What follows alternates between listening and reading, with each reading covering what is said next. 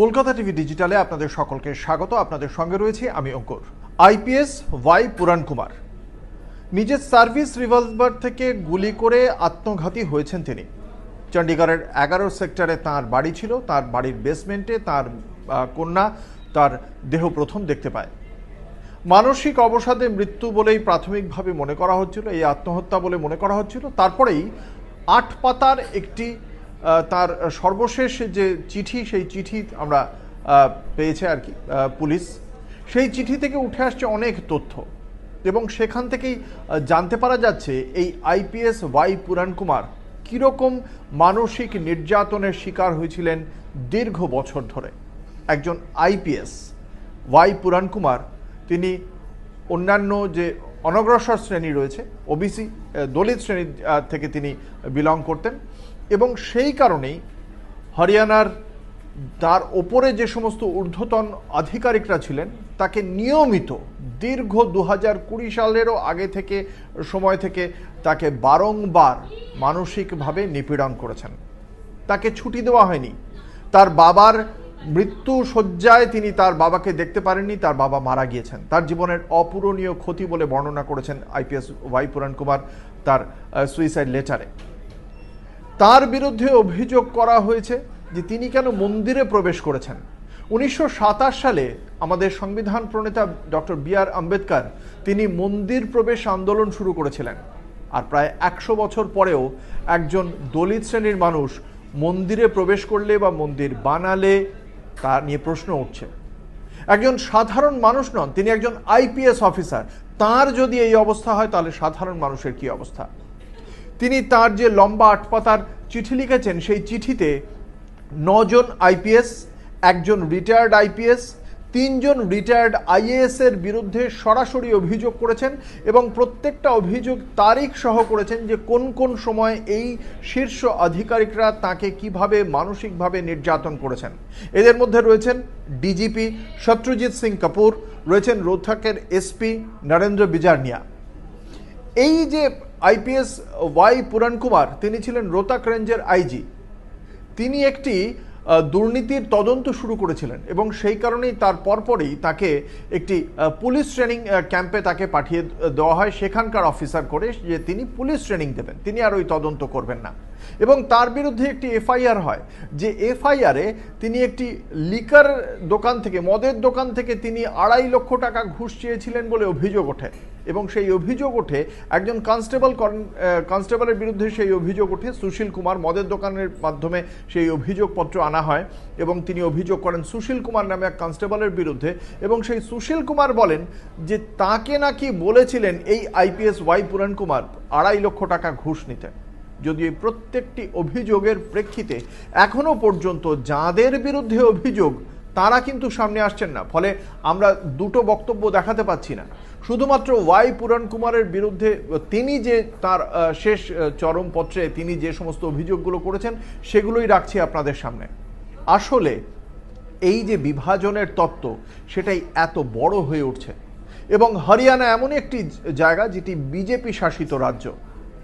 BJP বা RSS তারা মনুবাদে বিশ্বাস করে এবং এই সমাজে ব্রাহ্মণ, ক্ষত্রিয়, বৈশ্য, শূদ্র, মনুবাদের এই সমস্ত বিষয়গুলোকে শূদ্ররা ভগবানকে স্পর্শ করবে না, এই বিষয়গুলোতে বিশ্বাস করে তারা। বেশি দিন নয়, দিল্লির মুখ্যমন্ত্রী রেখা গুপ্তা তিনি ব্রাহ্মণদের একটি সম্মেলনে উপস্থিত হয়ে তিনি বলেছিলেন যে ব্রাহ্মণরা শস্ত্র এবং শাস্ত্র শেখান, ব্রাহ্মণরাই শ্রেষ্ঠ, তাদের দেখা আলোকিত পথেই আমাদের সকলের যাওয়া উচিত। অর্থাৎ যে সংবিধান আমাদের দেশের প্রত্যেকটি নাগরিককে সমানভাবে দেখতে বলছে, সেই সংবিধানের শপথ নিয়েও একজন মুখ্যমন্ত্রী একথা বলছেন, একজন আইএএস সেই একই কাজ করছেন যে কাজটা করতে সংবিধান বারণ করছে। আর এই বিজেপি বা তাদের শীর্ষ নেতৃত্ব বারংবার কি বলছে, না না বিভাজনের বিষয়ে দর্শনে আমরা বিশ্বাস করি না, আমাদের দল মতাদর্শ তাতে বিশ্বাস করে না। কিন্তু কাজ কি ঘটছে?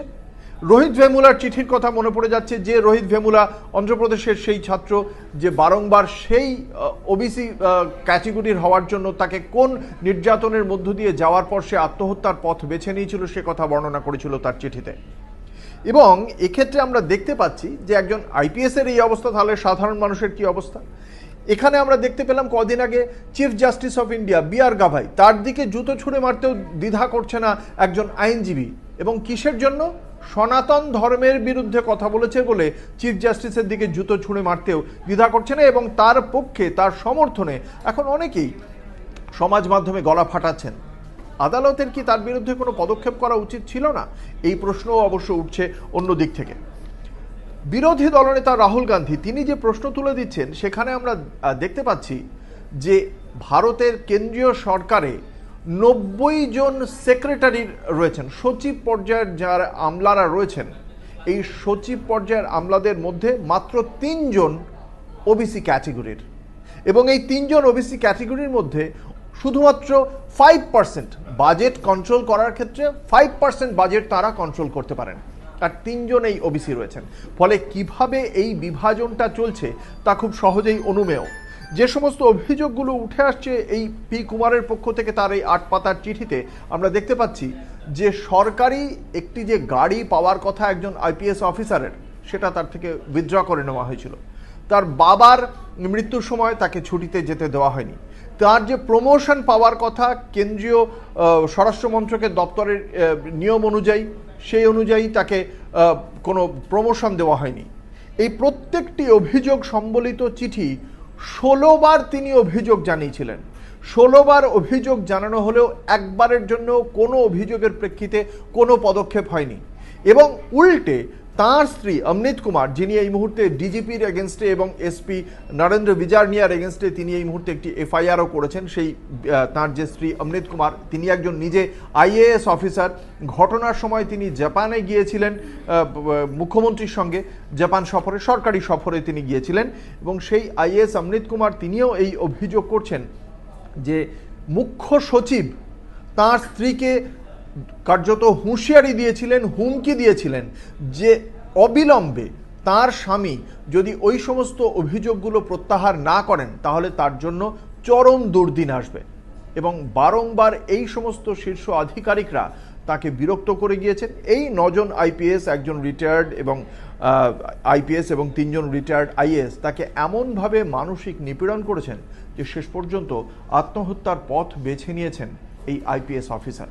একজন আইপিএস অফিসারের এই দশা, তারপরেও বিভাজনের রাজনীতি নেই বলবে বিজেপি? তাদের হরিয়ানা তো বিজেপি শাসিত রাজ্য, সেখানে একজন আইপিএসের যদি এই অবস্থা হয়, বিজেপি শাসনে বাকি রাজ্যগুলিতে যারা প্রান্তিক মানুষ, যারা দলিত শ্রেণীর, তাদের কি অবস্থা একবার ভেবে দেখুন। এটা বোধহয় আমাদেরও ভেবে দেখার সময় এসেছে যে এই বিভাজন আমাদের মধ্যে থাকা উচিত নয়। সংবিধান কিন্তু সে কথা বলে না, সকলকে সঙ্গে নিয়ে চলার কথা বলা হয়। এবং সবকা সাথ সবকা বিকাশের কথা বলে এই বিজেপি সরকারের, কেন্দ্রীয় সরকারে থাকা প্রধানমন্ত্রী থেকে শুরু করে তাদের মন্ত্রীরাও। কিন্তু সবকা সাথ সবকা বিকাশ, সবকা বিকাশ কতটা হচ্ছে সেটা তো পরের বিষয়। সবকা সাথ কি হচ্ছে? একসঙ্গেও তো থাকা হচ্ছে না। কেউ একই সঙ্গে মন্দিরে প্রবেশ করলে সেখানে বাধা দেওয়া হচ্ছে একজন আইপিএসকেও। এটাই কি কাঙ্ক্ষিত ছিল? আচ্ছা দিন কি এটাই? প্রশ্ন থাকছে। দেখতে থাকুন কলকাতা টিভি, রাত দিন 7 দিন।